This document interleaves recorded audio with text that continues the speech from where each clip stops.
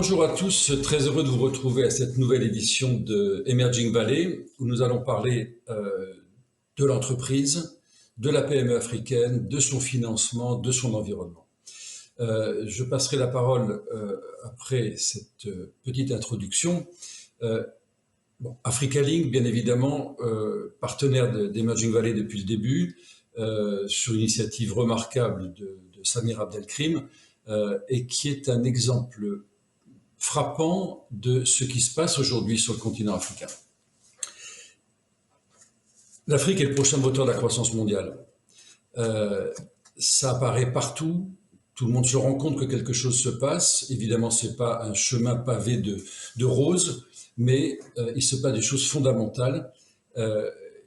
Cette émergence du continent construit notre avenir commun.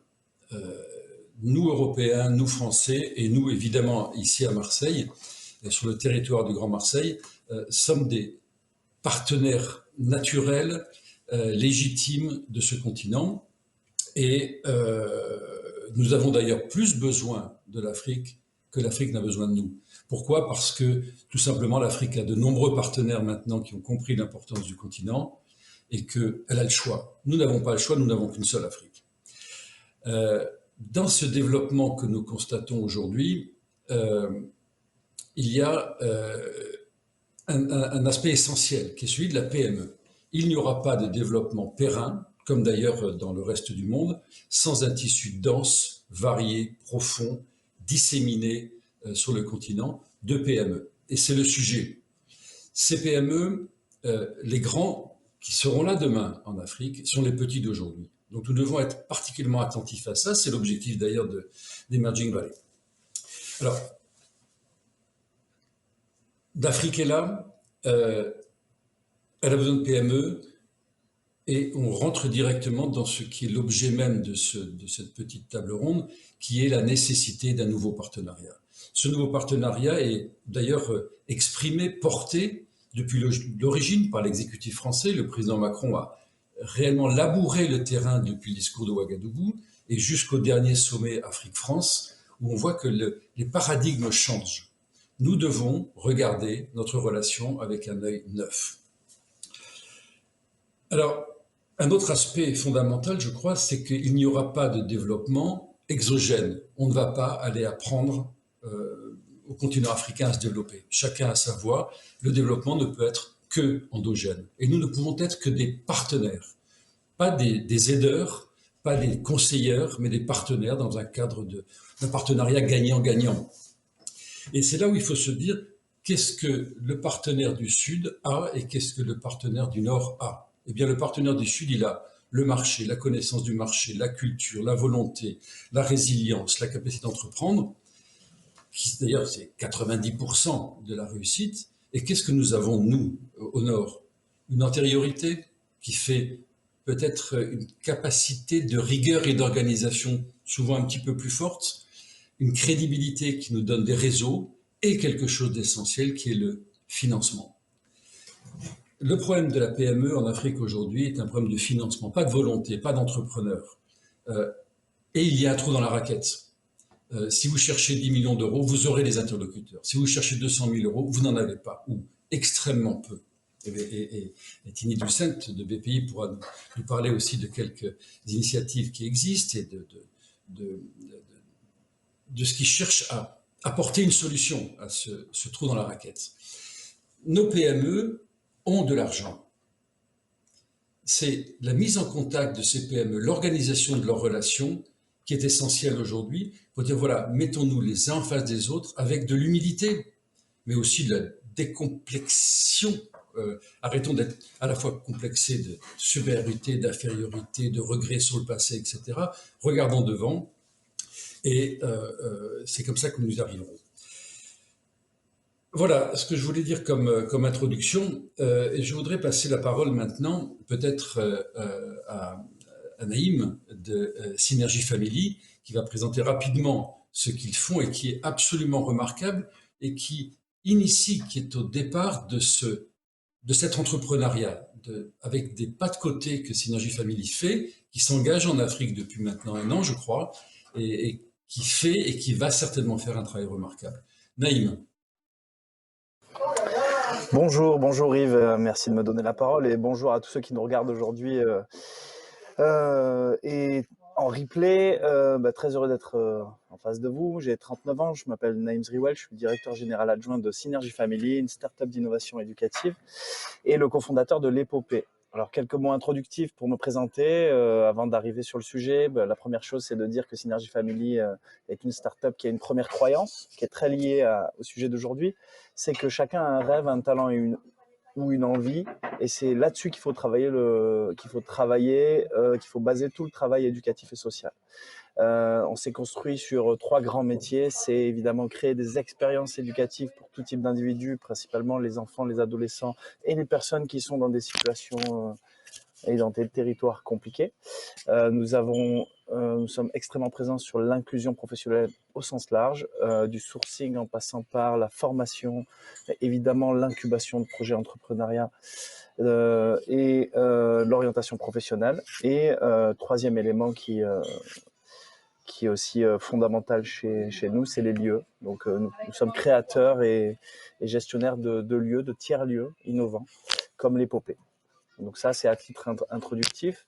La première chose que j'aimerais dire, c'est que l'Afrique a en effet un potentiel extraordinaire dans sa jeunesse. Et nous y sommes allés sans avoir la vocation d'aller en Afrique. On nous a demandé de regarder 3 territoires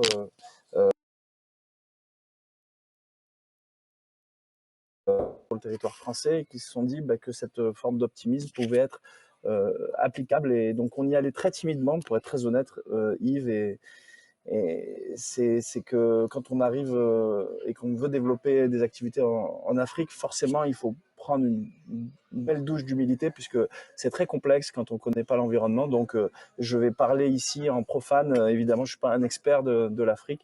Mais en tout cas, ce que je peux te dire, c'est les premiers ressentis de nos missions, et notamment au Cameroun, qui sont récentes, c'est qu'il y a un potentiel extraordinaire et une frustration profonde de la jeunesse de ne pas pouvoir accomplir et exprimer cette créativité. Et ça se sent aussi dans l'entrepreneuriat. Alors, il y a plusieurs types de profils qu'on a pu rencontrer. Il y a des jeunes qui ont des rêves et qui ont toutes les croyances limitantes, et on en a croisé beaucoup et qui ne s'imaginent pas pouvoir entreprendre. Puis, il y a aussi les personnes qui font partie de l'économie informelle et qui sont des entrepreneurs en puissance qui s'ignorent. Et je trouve que ces 2 catégories-là, il y a un premier sujet sur lequel nous intervenons avec notre ingénierie sociale, c'est le fait de libérer les croyances limitantes et de travailler sur la connaissance de soi et de son écosystème pour pouvoir entreprendre des projets et avoir de l'ambition. Et donc nous avons actuellement un projet au Cameroun où nous souhaiterions créer une épopée. Alors, pour ceux qui nous regardent, je voudrais juste vous dire un mot sur l'Épopée pour que vous sachiez ce que c'est. L'Épopée, c'est un grand tiers-lieu.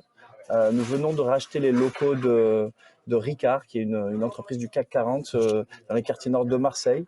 Et nous y avons créé le village de l'innovation éducative.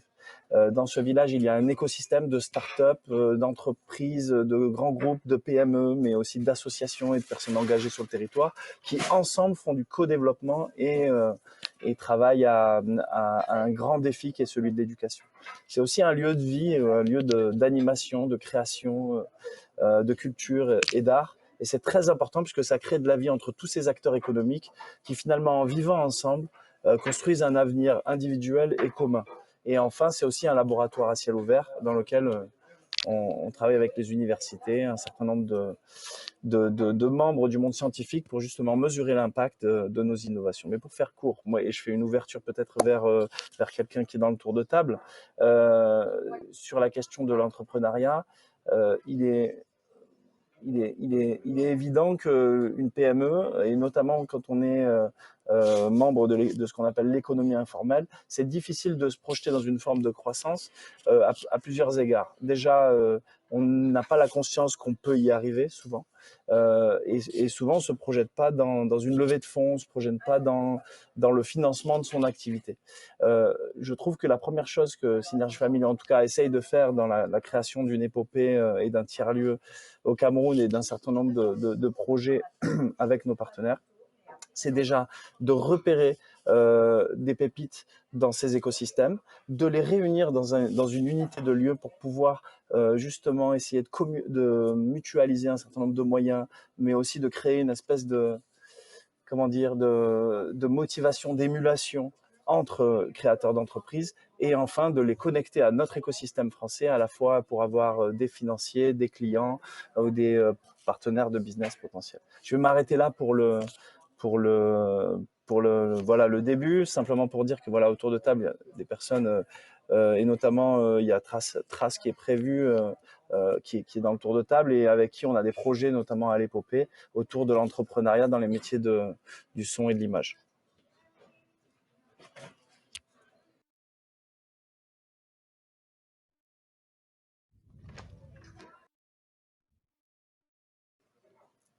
Yves, je crois que tu es sur mute.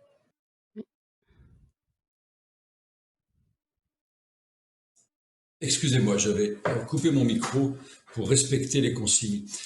Merci Naïm pour cette rapide présentation de Synergy Family et de ce que vous y faites et qui est un pas de côté dans le regard qu'on porte sur à la fois la jeunesse, les entrepreneurs et notre relation avec l'Afrique. Ça ouvre d'ailleurs bien le prochain intervenant qui est Louise Gay de Trace TV, qui va nous expliquer ce que c'est, mais qui est aussi une réussite remarquable.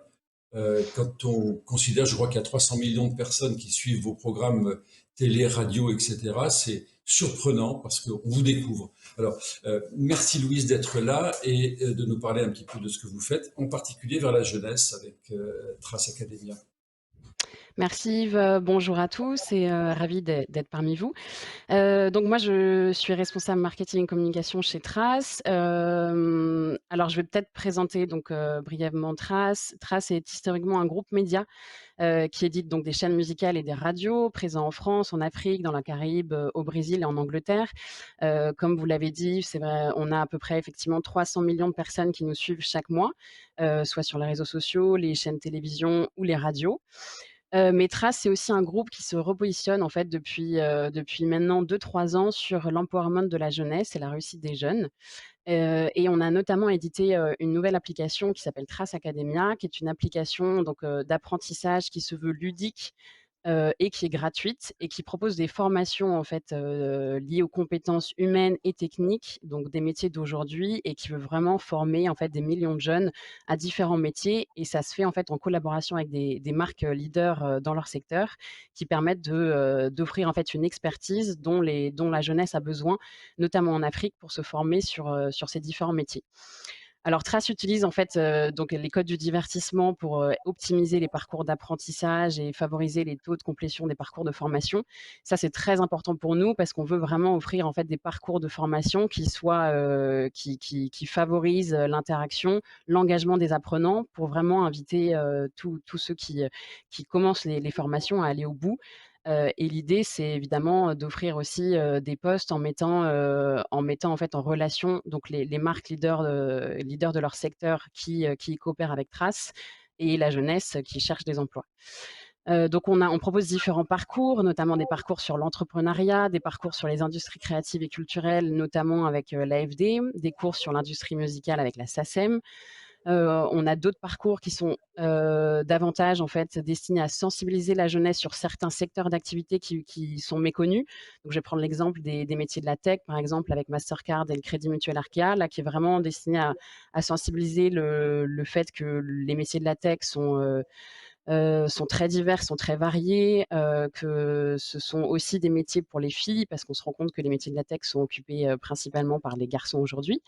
Donc voilà, on a beaucoup de parcours différents, toujours avec des partenaires différents aussi, et ça c'est très important pour nous parce qu'en fait c'est les partenaires qui vont aussi amener leur expertise de leur secteur sur ces différents métiers-là.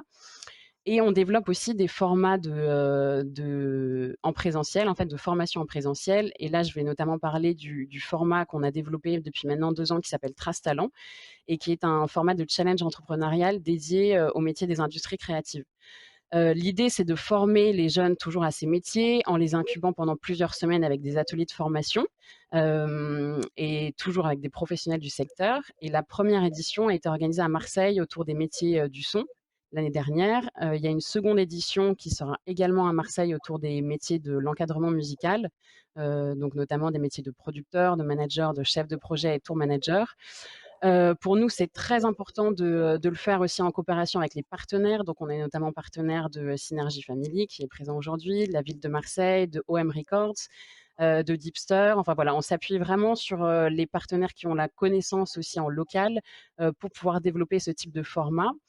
Et pour nous, c'est aussi, ça serait super intéressant de développer un format de challenge en coopération avec des partenaires africains, et de créer comme ça un hub entre les talents africains et les talents marseillais et de pouvoir, faire une édition internationale donc on va dire africaine, marseillaise. Donc voilà, ça c'est dans les projets aussi. Donc voilà, pour, présenter, Trace, c'est vraiment on est sur ces 2 grands projets de formation qui se complètent en fait avec une formation digitale via Trace Academia et une formation davantage en présentiel avec Trace Talent et l'idée c'est de développer aussi beaucoup de choses, en coopération avec l'épopée, pour pouvoir, favoriser le développement du talent de la jeunesse, marseillaise et africaine. Merci Louise. C'est très complémentaire avec ce que vient d'exposer Naïm. Vous explorez des nouvelles pistes qui étaient hors radar dans la réflexion de la relation entre l'Europe et l'Afrique. Et ces chemins sont extraordinaires. Je rappelle que Trace s'installe à Marseille, d'ailleurs, c'est nouveau. Oui. Et ça, c'est aussi une chance pour notre grand territoire. Découvrir des talents, parce que ceux-là vont devenir des entrepreneurs qui vont rentrer un peu plus dans le scope après de la deuxième partie de cette réunion qui est sur le financement. Mais je passerai la parole après à Tini Toussaint de BPI, mais je pense que ce serait bien de passer la parole à Euroméditerranée avant, dans le prolongement de ce qui vient d'être dit sur cette identification des talents. Et on est en plein dans Emerging Valley là aussi, c'est-à-dire ces talents, ces jeunes talents, ces entrepreneurs, ces gens qui en ont envie, on essaie de les soutenir et d'être partenaires au mieux. Donc, Alice Noguier, je vous passe la parole, si vous voulez. Oui, merci beaucoup Yves. Bonjour à tous. Donc avant toute chose, je me présente, je m'appelle Alice Noguier et je m'occupe de la coopération internationale chez Euroméditerranée. Donc Euroméditerranée, nous sommes un établissement public d'aménagement, également opération d'intérêt national. Nous sommes basés à Marseille où nous travaillons sur un périmètre de 500 hectares, ce qui fait de nous la plus grande opération de renouvellement urbain en centre-ville d'Europe. L'objectif d'Euroméditerranée, en fait, ça va vraiment être de venir construire et implanter un modèle de ville durable méditerranéenne. C'est-à-dire que nous allons travailler sur des problématiques qui vont être très spécifiques à notre territoire et qui vont être finalement assez communes avec nos voisins du pourtour méditerranéen et plus largement de l'Afrique, que ce soit sur l'eau, la mobilité, l'énergie ou encore la gestion des déchets. Et donc, en fait, afin de finalement travailler sur ces problématiques-là, nous allons en permanence chercher des solutions en France et à l'étranger qu'on va venir tester et déployer sur notre territoire. Et c'est donc pour cela que nous avons créé il y a maintenant à peu près plus de 10 ans le concours Med Innovant qui avait donc cet objectif de répondre à nos problématiques locales en trouvant des porteurs de projets, des innovations à implanter et à déployer sur le territoire. Et c'est vrai qu'il y a maintenant 3 ans, donc en 2018, nous avons fait le choix d'ouvrir ce concours à l'international parce que nous pensons vraiment que nous partageons les problématiques avec nos voisins méditerranéens, comme je le disais, et de l'Afrique, et que donc nous pouvions trouver des projets intéressants à adapter à notre territoire. Et c'est vrai que nous avons remarqué que nous avons reçu beaucoup de candidatures assez pertinentes venant du continent africain. Et d'ailleurs, le prix coup de cœur a été attribué à une entreprise du Tchad, ce qui montre bien que nous partageons certains sujets liés à la ville durable à Marseille. Et c'est donc pour cela qu'en fait, en 2019, nous avons créé le concours Med Innovant Africa, donc qui reprend exactement les mêmes objectifs, c'est-à-dire de venir tester et déployer des solutions liées à la ville durable sur notre territoire, mais qui vont être dédiées aux porteurs de projets en Afrique. Et donc, en fait, pour tout vous dire, l'année dernière, nous avons quand même reçu 180 dossiers et venant de 26 pays. L'importance de ce concours, en fait, ça va vraiment être d'apporter aux lauréats un accompagnement complet sur le territoire.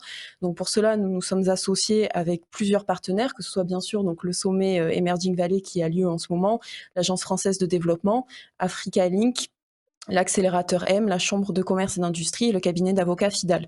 L'idée avec tous ces partenaires, c'est de proposer cet accompagnement complet aux startups et aux porteurs de projets africains, que ce soit dans leur pays d'origine pour que les projets puissent continuer à se développer sur place, et également, bien sûr, sur notre territoire ici à Marseille.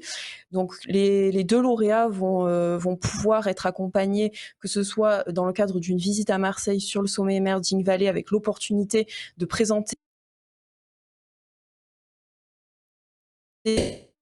chez Euroméditerranée, avec un moment d'échange avec notre directeur général.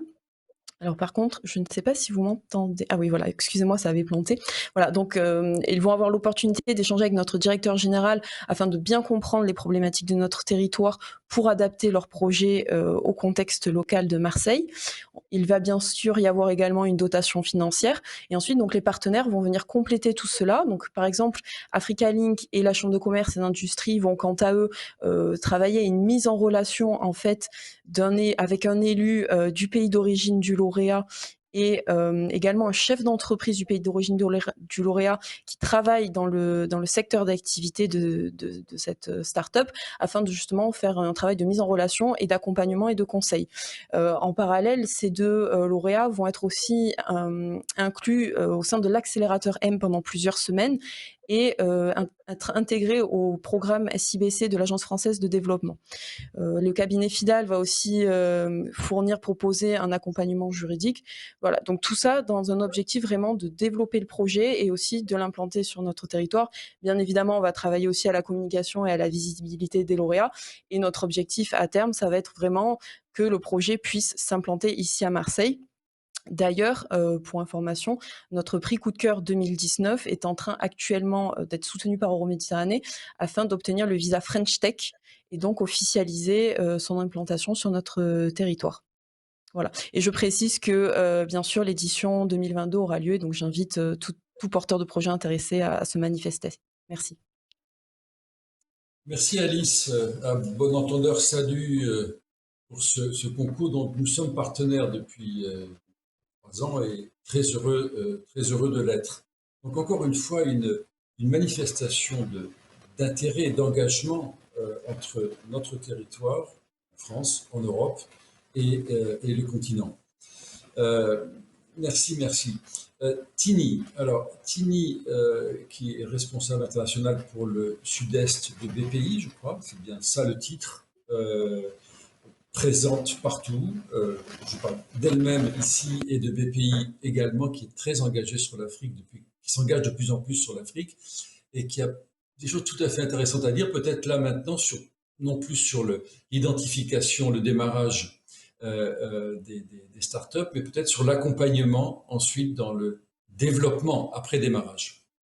Tini. Oui, merci Yves. Bonjour à tous.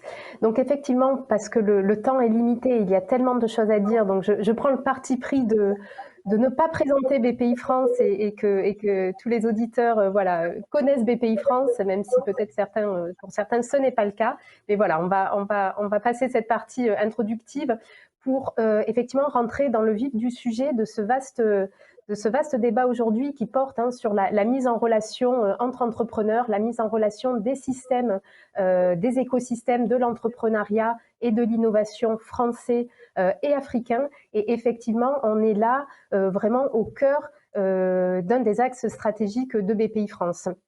On a vraiment à cœur de créer des ponts entre ces différentes communautés, parce que tout simplement, que ce soit du côté français ou du côté africain, il s'agit vraiment d'enjeux capitaux pour la digitalisation, la transformation numérique, la réindustrialisation et la décarbonation de nos économies respectives. Donc c'est vraiment un sujet phare sur lequel, et on y reviendra tout à l'heure, il y a également des moyens financiers importants qui sont alloués. Donc moi, je voulais aborder effectivement 3 points dans mon intervention: le volet réseau, le volet innovation collaborative internationale, et puis en dernier point, le volet financement, parce que c'est quand même là le cœur de métier de BPI France à la base. Donc sur le volet réseau, pour que ces entreprises, ces startups, ces PME françaises et africaines se rencontrent et travaillent ensemble, ça passe par le réseau. Et on a donc, au travers de BPI France, plusieurs axes sur cette thématique réseau pour faire en sorte que ces ponts, ces matchmaking se font. Donc on a d'abord des communautés. On a plusieurs communautés au sein de BPI France, la communauté Excellence, la communauté des accélérés, la communauté French Tech, la communauté French Fab, etc., qui permettent de base aux entreprises de se voir, de se parler et d'entreprendre, on l'espère, ensemble. Donc, premier volet communauté. On a également des systèmes de plateformes tels qu'Euroquity, qui à la fois est une communauté, mais à la fois permet de rechercher des investisseurs, de rechercher des partenaires en France, en Afrique. Et donc, on a intégré au sein de la plateforme Euroquity beaucoup de communautés justement liées à l'Afrique, telles qu'Africa Next, telles que Africa Arena Community, Averroes Capital, le Rwanda ICT Chamber, le Pass Africa, Euromed Capital, etc. Donc, c'est l'idée est de faire converger en un même lieu, une même place digitale, des communautés issues de BPI France, mais bien évidemment des communautés également issues de nos partenaires, pour que les entreprises puissent trouver des partenaires communs, des investisseurs et faire du matchmaking pour co-développer, et on le verra dans un deuxième temps, des projets notamment innovants ensemble. Donc, communauté, plateforme, et puis bien évidemment, toute la partie que j'appellerais plutôt événementielle. Hein. On a à cœur, alors on a notre événement français BIG, hein, BPI France Inno-Génération, qui en est à sa 7e édition, qui a eu lieu au mois d'octobre, et qui a vraiment pour vocation de faire converger l'entrepreneuriat français en un même lieu et une même journée. Mais depuis maintenant 2 ans, le continent africain est à l'honneur et effectivement, des délégations d'entreprises et de start-up africaines convergent vers BPI France Inno-Génération, de la même manière que des délégations de ministres, hein, de différents pays africains. Et cette année, il y a eu beaucoup de rendez-vous, d'ateliers dédiés à la thématique Afrique et qui permettent voilà, de faire, là encore, de créer des ponts, d'avoir une voix commune sur des sujets qui sont importants pour les PME africaines et les PME françaises. Et dans le cadre de BIG, par exemple, il y a eu l'intégration sur la plateforme Euroquity d'un nouveau partenaire qui est CI20, qui est la Côte d'Ivoire Innovation 20, qui regroupe effectivement un collège d'entreprises innovantes de la Côte d'Ivoire pour essayer de fédérer un maximum ces startups avec nos entreprises et notre écosystème français. Ça, c'est BPI France Inno-Génération. Et puis, on s'est dit, bon, ça c'est en France, alors effectivement on fait venir des entreprises africaines, mais pourquoi pas décliner ce type d'événement sur le continent africain. Donc en juin, on a également réalisé notre premier événement en Afrique, une espèce de mini-big, Inspire and Connect Africa, qui avait lieu donc à Abidjan, à l'Institut français, et qui là a permis de réunir plus de 600 personnes, 130 entreprises africaines, 110 entreprises françaises, et de réaliser plus de 3000 connexions en une seule et même journée. Donc là, on est vraiment dans le cœur du sujet de mettre en relation ces écosystèmes-là. C'est un tel succès que bien évidemment, on ne va pas s'arrêter là. Il y aura de nouvelles éditions. Donc là, nous sommes en train de travailler sur l'édition qui aura lieu normalement mi-2022 et qui devrait s'intituler Emerging Valley, non, Inspire and Connect Méditerranée. Et donc, l'idée, là, c'est vraiment de capitaliser sur la Méditerranée, qui est vraiment le lien naturel de communauté, d'esprit d'entreprendre, de culture entre l'Europe et l'Afrique. Et donc, très certainement, ça aura lieu au Maroc. Alors, je ne vous dis pas encore où parce que c'est en train d'être fixé. Et là, l'idée, c'est vraiment de rassembler, de fédérer, de créer une communauté d'intérêt qui permettra de mettre en évidence le fait qu'il faut collaborer de manière beaucoup plus accrue, donc entre les différentes rives de la Méditerranée. Donc ça, c'était la partie événement. Et puis, on a aussi une action au niveau du réseau sur la mise en relation et la facilitation des projets portés par notamment la diaspora africaine au travers du Pass Africa, dans lequel BPI France est partenaire avec le CPA, Africa Link et bien d'autres acteurs. Donc ce volet réseau, il est primordial parce qu'on peut avoir tous les outils financiers derrière qui vont bien, si les gens ne se connaissent pas, ne se parlent pas, n'identifient pas des projets communs et ne collaborent pas, l'objectif ne sera pas atteint, en tout cas dans notre idée. Et le deuxième sujet qui est très lié, parce qu'on parle beaucoup, du coup, quand on parle d'Afrique et qu'on parle de lien entre ces entreprises, le volet innovation est très important. Et donc, effectivement, il y a un pan peut-être qui est très connu du monde de la deep tech, de l'innovation de rupture, qui est l'innovation collaborative internationale, mais qui n'est pas encore véritablement à la portée des startups et des entreprises innovantes françaises et africaines. Et là, l'idée de BPI France, c'est d'essayer de démocratiser cette innovation collaborative internationale qui permet à la fois d'innover plus vite, mais aussi de s'internationaliser avec moins de risques, et donc en faisant un levier incontournable pour nos startups françaises et africaines. Et donc, on développe un continuum de formation, d'accompagnement au financement européen notamment, et des programmes très concrets de co-immersion et de co-innovation.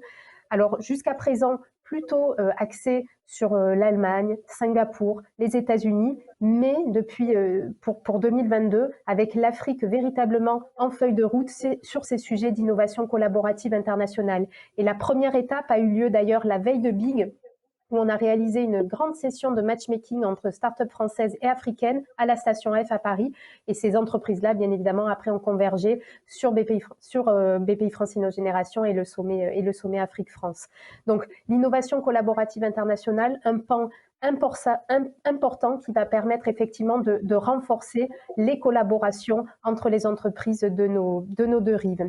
Et puis, le troisième volet, c'est bien évidemment, on en a parlé, Yves, tu en as parlé, le volet financement. Alors, bien évidemment, BPI France, vous le savez, nous soutenons au travers de nos aides à l'innovation, de nos aides au développement internationaux, les entreprises et les startups françaises. Mais l'idée aussi, c'est d'ouvrir la voie au financement à l'écosystème entrepreneurial africain, de ce dont il veut parler, où il y existe effectivement un certain nombre de failles de marché. Donc là, plusieurs moyens d'intervention. Essayer de financer de plus en plus des projets portés par des PME et ETI africaines, en plus des institutions publiques qui font l'acquisition de biens, d'équipements, de projets d'infrastructures portés par des entreprises françaises. Donc de leur apporter des solutions de financement moyen et long terme en ramenant le curseur le plus bas possible en termes de montant minimal. Première chose. La deuxième chose également, œuvrer sur le cran du dessus, c'est-à-dire le développement d'un réseau de fonds d'investissement panafricains ou africains qui adresse pas seulement les grands groupes installés en Afrique, mais vraiment le tissu de PME. Et là, c'est ce qu'on fait notamment au travers d'Averroès, où on va co-investir dans tout plein de petits fonds d'investissement qui ont, eux, pour mission de rentrer au capital de ces PME africaines pour qu'elles aient les moyens de se développer et de collaborer avec les entreprises françaises. Et puis le dernier volet, beaucoup moins connu, mais c'est un peu une action de l'ombre de BPI France, c'est de travailler avec les institutions de différents pays africains pour essayer de dupliquer certaines activités de BPI France et de permettre à ces gouvernements de développer des systèmes de fonds de garantie qui vont leur permettre de faire effet de levier auprès de leurs entreprises, de leur permettre de développer des systèmes d'aide à peu près similaires à ceux de BPI France, etc., etc. Donc parce tout ne peut pas venir de France et il faut vraiment que le tissu local, au-delà du tissu bancaire privé classique, rentrent aussi en musique pour développer des outils dédiés à leur écosystème de PME et de start-up. Donc voilà, j'ai essayé en 5, 6, 7 minutes, je ne sais pas combien de temps j'ai pris, mais de condenser un sujet qui est très vaste. On pourrait en parler des heures et qui, en revanche, vous l'avez vu au travers de tout ce que je viens de dire, éminemment important pour BPI France. Merci. Merci Tini. En effet, c'est un petit peu compliqué d'arriver à résumer en quelques minutes ce que fait BPI. Ce que j'en retiens, c'est qu'en fait, il y a quand même une certaine cohérence sur cette table ronde où on se rend compte que on prend des nouveaux chemins. Pendant très longtemps, on parlait d'argent uniquement. Bien sûr que c'est nécessaire, mais c'est pas l'argent ne manque pas. De l'argent, il y en a. Le problème, c'est qu'il manque de projets, de gens qui savent les gérer, qui savent persuader, et de mettre à côté à la fois la formation, l'information, le réseau, la collaboration, le transfert de savoir-faire sur le terrain, c'est essentiel. C'est ce facteur humain qui a l'air de prendre, de capillariser aujourd'hui dans la plupart des actions que nous voyons. Je rappelais tout à l'heure ce qui s'est passé au nouveau sommet Afrique-France, où il n'y avait pas de chef d'État, il y avait de la jeunesse, il y avait des philosophes, il y avait des historiens, et une autre approche qui, à mon avis, est probablement la clé de ce qui va se passer. Alors, il nous reste 5 minutes. Moi, je voulais peut-être rappeler une ou deux choses. Tout à l'heure, on évoquait avec Alice Noguier d'Euroméditerranée cette notion de ville durable sur laquelle s'engage Euroméditerranée. D'ailleurs, Hugues Parent, votre DG, a lancé cette initiative Ville durable africaine, et où il y a là un défi, une opportunité, quelque chose d'extraordinaire qui se passe, qui est à la fois anxiogène mais enthousiasmant, c'est la croissance urbaine africaine. Cette croissance, d'abord démographique, l'Afrique va doubler de population d'ici 2050, et la moitié de la population africaine sera urbaine. Les villes ne sont pas adaptées déjà maintenant, et si on ne fait pas quelque chose, elles ne seront pas adaptées. Et c'est un champ de partenariat, de développement économique absolument incroyable. Et là, le digital, et là, les participants aujourd'hui à Emerging Valley sont des acteurs majeurs. Et ceux qu'ils vont rencontrer et ceux qu'on va leur présenter aussi ont des pistes de développement extraordinaires dans tous les domaines, parce que on ne peut pas faire autrement. Et des acteurs comme Synergy Family ou Trace ont une vocation aussi à accompagner ce changement et ces nouveaux paradigmes, cette nouvelle vision et ces pas de côté que l'on fait aujourd'hui. Donc, ville durable. Tout à l'heure, Tini a évoqué aussi les diasporas. Alors là, je peux penser plus en tant que Sud, en tant que Français. Les diasporas sont une chance incroyable que notre pays a, comme d'autres d'ailleurs. C'est une source de connaissances, de compétences, de volonté, de possibilité d'aller participer à ce qui se passe aujourd'hui en Afrique dans des conditions qui sont bien meilleures qu'il y a 10 ou 20 ans d'ailleurs. Et accompagner nos diasporéens, si je puis dire, dans non pas le retour au pays, parce que c'est pas ça qu'il faut chercher, c'est créer des ponts, c'est-à-dire avec une jambe ici, une jambe là-bas, avec la culture d'ici, la culture de là-bas, et de savoir-faire de chacun pour construire des ponts qui vont construire notre avenir en même temps. Voilà. Est-ce que vous voulez rajouter quelque chose les uns ou les autres? Je dirais un petit mot de 15 secondes quand vous aurez fini. Un mot, Naïm? Tu as 30 secondes. Bon, un mot en 30 secondes. Je pense que souvent on parle d'entrepreneuriat et on oublie un peu une chose, c'est que tout le monde de nos jours, au XXIe siècle, a deux rêves. Un rêve pour soi et un rêve pour les autres. Et souvent, ces deux rêves se fondent. Le rêve pour soi, c'est de s'accomplir, et le rêve pour les autres, c'est d'avoir un impact dans ce monde. Et il y a aussi toute une nouvelle génération d'entrepreneurs sociaux africains. Et je pense que, bon, je parle évidemment parce que je suis un entrepreneur social, mais il ne faut pas oublier qu'il y a une nouvelle génération d'entreprises, de PME, qui ont un réel impact écologique, social, éducatif, des acteurs de l'EdTech, et qu'il y a un vrai pont à créer entre la dynamique qu'il y a en France, et notamment dans le bassin à Marseille, autour de l'entrepreneuriat social, pour aider ces acteurs, ces transformateurs à éclore, à venir avoir de l'impact chez nous, mais aussi à les aider à développer justement, puisque tu parlais des villes et de l'urbanisme, et il y a 1000 sujets sur lesquels ils peuvent intervenir pour améliorer les choses aussi dans leur pays. Et je trouve qu'on a énormément à apprendre, et je l'ai vu dans mes missions, notamment au Sénégal, au Cameroun, les entrepreneurs avec, en conditions de contraintes arrivent à créer des choses, et notamment dans la tech, très impressionnantes. Donc moi, je crois beaucoup aussi à ce volet-là. Donc si je devais dire juste un mot au nom de Synergy Family et de l'épopée, je pense que dans l'Emerging Valley, il faut aussi toute une génération d'emerging social entrepreneurs en Afrique qui font un pont avec les social entrepreneurs en France. Je pense que ça, c'est aussi la clé de demain. Merci Naïm. Merci Daïm, tu as déjà pris le temps de Louise, donc on va pas lui donner la parole. Louise. Je suis désolé. Oui, bah, il y a 3 mots qui sont beaucoup revenus, ce matin, réseau, innovation et partenariat.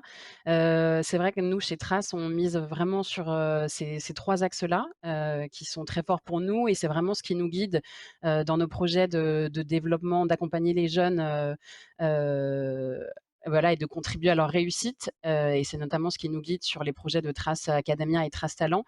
Et on souhaite vraiment développer des formats de coopération internationale, donc ça je l'ai dit, mais donc africains et français. Donc voilà, je pense que, tous ensemble, on a de quoi faire et de beaux projets, à venir sur Marseille.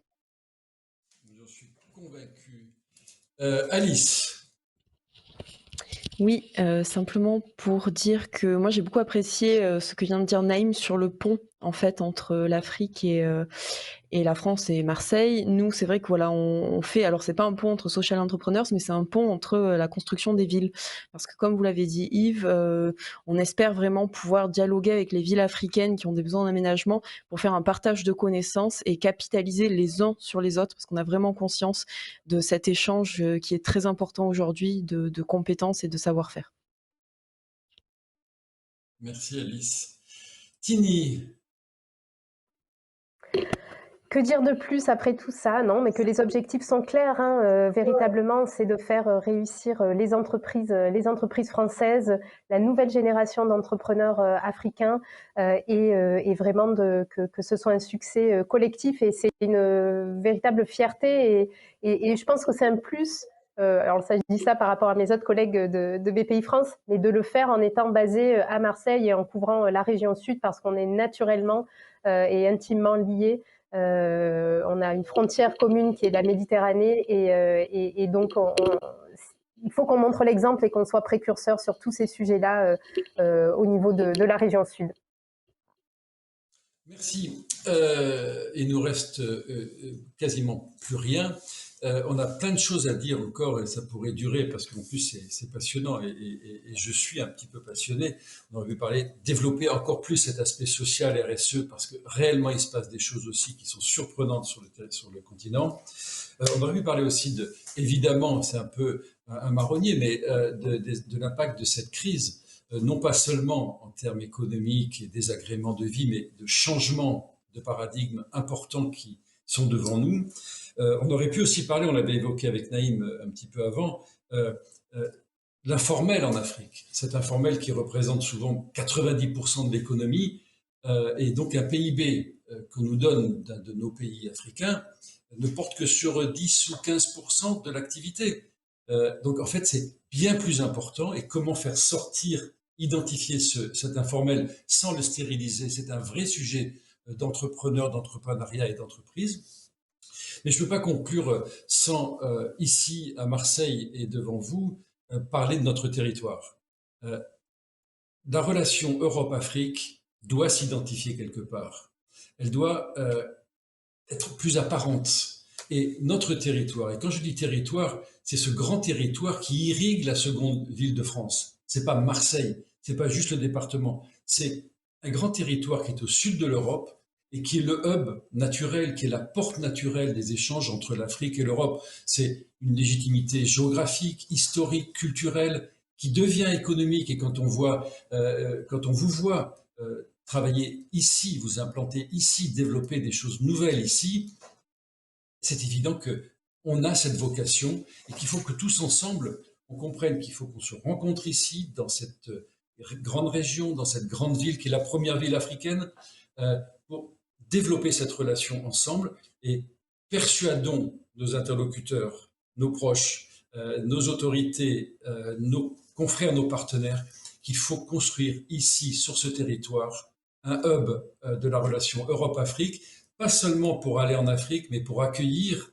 des activités africaines qui peuvent, qui doivent, qui vont se développer en Europe parce qu'on en a besoin. Voilà, je voulais vous remercier tous les quatre, remercier Emerging Valley aussi, et peut-être pour votre patience aussi à nous écouter. Excellente nouvelle édition d'Emerging Valley et à très bientôt.